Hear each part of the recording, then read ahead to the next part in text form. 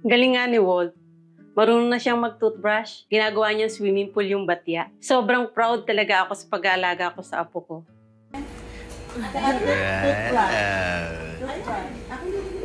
Swimming pool, Walt. What are you doing? Wash. Wash. Toys. Brush ka rin siya, Nina. Oh, your front teeth. Your front teeth.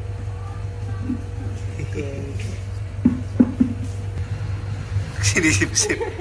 Very good. Sino ka? Akin na. Hindi, toothpaste pa din. Bato. Basta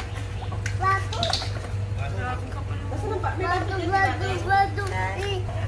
Front teeth. Front teeth. Your front teeth. Sinisip-sip yung tooth. Yummy?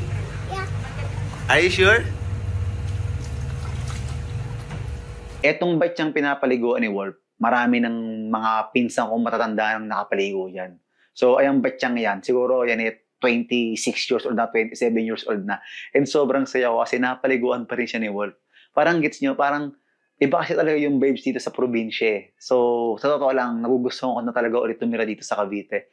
And sobrang cute ni Wolf kasi natututbrush na siya. Grabe talaga, parang pag nakikita ko si Wolf na ginagawa niya yung mga bagay na ginagawa na rin ng ibang bata, parang nasasaktan ako at the same time masaya ako kasi hindi ko alam na nagagawa na pala ito ng anak ko kasi hindi ko siya napapakusan. Pero masaya ako na kahit hindi ko siya napapakusan, andyan yung nanay ko. And nakikita ko talaga natuturuan din talaga siya ng mama ko.